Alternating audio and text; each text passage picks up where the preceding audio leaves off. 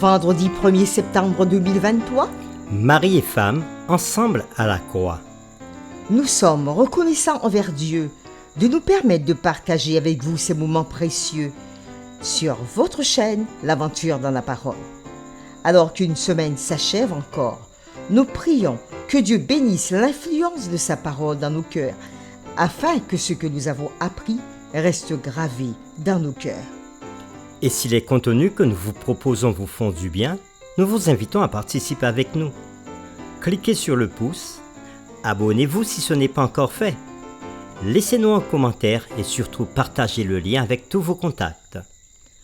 Le texte à mémoriser que nous vous invitons à redire avec nous une dernière fois se trouve dans Éphésiens chapitre 5, les versets 25 à 27. Marie, aimez vos femmes comme Christ a aimé l'Église et s'est livré lui-même pour elle, afin de la sanctifier par la parole, après l'avoir purifiée par le baptême d'eau, afin de faire paraître devant lui cette Église glorieuse, sans tache, ni ride, ni rien de semblable, mais sainte et irrépréhensible.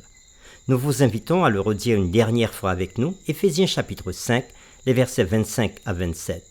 Marie, aimez vos femmes, comme Christ a aimé l'Église et s'est livré lui-même pour elle, afin de la sanctifier par la parole après l'avoir purifiée par le baptême d'eau, afin de faire paraître devant lui cette Église glorieuse, sans tache, ni ride, ni rien de semblable, mais sainte et irrépréhensible.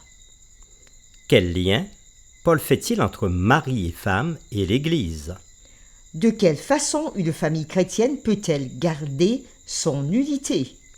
Que se passe-t-il quand le respect mutuel existe dans la famille ? Les réflexions de cette semaine nous ont aidés à répondre à ces questions et nous avons commencé à le faire le samedi 26 août en introduisant la série de cette semaine intitulée « Marie et femme ensemble à la croix ». Puis le dimanche 27 août, nous avons vu la séquence Conseil aux épouses chrétiennes. Et le lundi 28 août, l'Église en tant qu'épouse de Christ, première partie. Le mardi 29 août, l'Église en tant qu'épouse de Christ, deuxième partie. Le mercredi 30 août, aimer sa femme comme soi-même. Jeudi 31 août, une seule chair comme modèle de mariage. Et aujourd'hui, vendredi 1er septembre, nous poursuivons avec des réflexions avancées. L'auteur Ellen G. White exhorte constamment les partenaires du mariage à se détourner des efforts pour contrôler l'autre. N'essayez pas, dit-elle dans le livre Foyer chrétien à la page 112, n'essayez pas de vous obliger mutuellement à céder à vos désirs. Vous ne sauriez ainsi conserver un amour réciproque. Soyez bon, patient, indulgent, aimable et courtois. Fin de citation. Elle commente directement l'interprétation et l'application de Colossiens chapitre 3, le verset 18 et Éphésiens 5, versets 22 à 24. Elle dit « La question suivante est fréquemment posée. La femme doit-elle renoncer à user de sa propre volonté ? La Bible déclare avec netteté que l'homme est le chef de la famille. La Bible dit dans Colossiens chapitre 3, le verset 18 « Femmes, soyez soumises à vos maris. » Si l'apôtre se limitait à cet ordre, nous pourrions en déduire que la condition de la femme n'est pas enviable. De nombreux maris s'arrêtent à ces mots « Femmes, soyez soumises à vos maris », alors qu'il est nécessaire de lire la suite, comme il convient dans le Seigneur.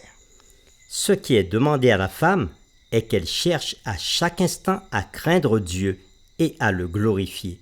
C'est au Seigneur Jésus-Christ seul qu'elle doit se soumettre entièrement, lui qui, au prix inestimable de sa vie, l'a rachetée, l'a élevée au rang d'enfant de Dieu. Au-dessus d'elle, il y a son Rédempteur, dont la volonté passe avant celle de l'époux, et son obéissance à son mari doit se faire selon les ordres de Dieu, comme il convient dans le Seigneur. Ce texte est tiré du livre Foyer chrétien, pages 109 et 110.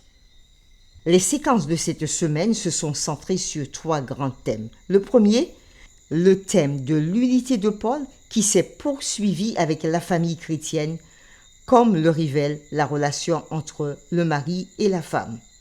Le deuxième thème, la seule façon dont une vraie famille chrétienne peut garder son unité est d'être dans le Seigneur, ce qui signifie qu'ils se soumettent les uns aux autres comme Dieu l'avait voulu à la création et comme le confirme l'amour sacrificiel de Jésus pour l'humanité dans son plan du salut.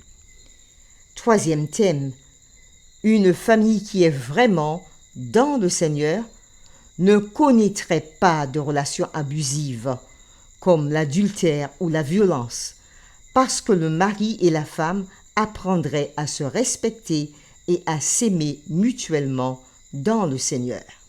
Pour terminer, voici plusieurs questions que nous vous proposons pour discuter dans votre communauté de foi ou encore en famille. La première, imaginez quelqu'un soutenant qu'Éphésiens chapitre 5, les versets 21 à 33 est un passage démodé qui ne traite plus des relations chrétiennes puisqu'il impose un modèle de mariage axé sur l'autorité et la domination du mari. Comment réagiriez-vous? Quels éléments du passage lui-même éclaireraient votre réponse?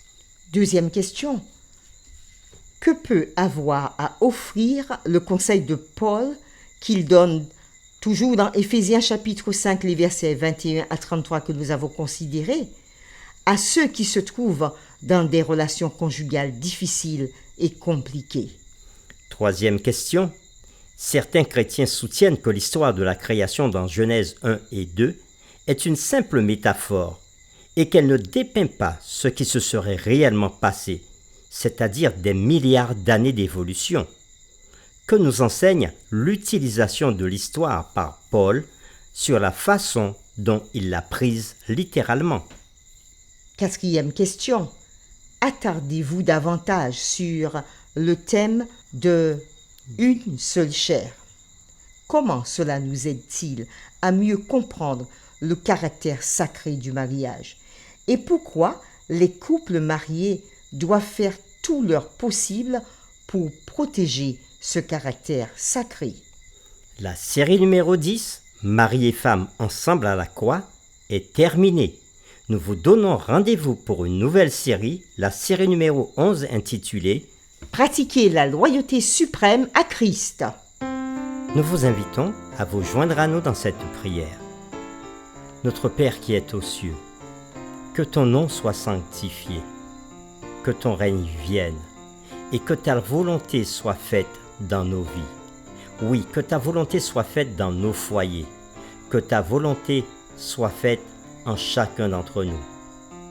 Tu nous as donné une belle leçon cette semaine où tu nous invitais à prendre conscience des liens du mariage, des liens qui unissent les maris et les femmes. Tu as donné des conseils aux épouses, aux époux, afin qu'ils puissent considérer l'un et l'autre comme étant des égaux et non pas s'écraser l'un et l'autre. Tu as aussi donné des conseils afin que l'amour règne au sein des foyers, de même que Christ a aimé son Église, de même que tu invites les maris à aimer leurs femmes. Oui, tu as apporté aussi des conseils afin de bannir au sein des couples toute espèce de violence, qu'elle soit physique, émotionnelle, morale. Tu as enseigné aussi cette semaine que la sexualité dans le couple doit avoir comme fonction, comme but d'unir le mari et la femme afin qu'ils deviennent une seule chair et que la sexualité ne doit pas être un moyen d'assujettissement d'un des partenaires sexuels. Seigneur, merci.